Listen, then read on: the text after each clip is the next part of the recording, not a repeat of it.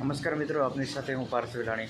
આજે તારીખ 26 તારીખ હળવદમાં કમોસમી વરસાદની આગાહીના લીધે અત્યારે 8 વાગ્યાની આજુબાજુ તો 7:30 વાગ્યાની આજુબાજુ કહી શકાય કે વરસાદ વરસવાની શરૂઆત થઈ હતી ને ફૂલ મેઘરાજાએ ધબધબાટી બોલાવી નાખી હતી।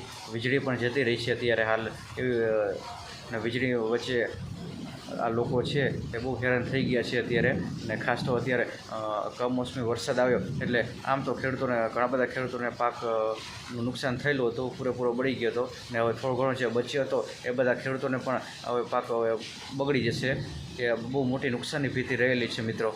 અને આ કાળમુખો જે વરસાદ આવ્યો અને અચાનક જ આ ખેડૂતોની દિવાળી બગાડી નાખી ને ખેડૂતોએ કેટલી અપેક્ષા રાખી હોય કે અમે આ વસ્તુની ખરીદી કરશું, આ કંઈક નવું વસ્તુઓ લેશું, વસાવશું, પરંતુ અત્યારે કાળમુખો જે વરસાદ આવ્યો એ ખેડૂતોને એની મજા બગાડી નાખી। અને આ વરસાદ આવ્યો તે ખેડૂતોને ઘણા બધા ઉછીના પૈસા લઈને ખેતી કરી હોય કે વ્યાજે લાવ્યા હોય, બેંકમાંથી જે ધિરાણ ઉપાડ્યું હોય ને આ બધું ખેડૂતોને ખૂબ જ એક વહોમું પડી જશે મિત્રો। આભાર। અત્યારે વીજળી પણ જતી રહી છે ને એવા સમયમાં આપણે બધા આ લાઈવ જોડાયા છીએ।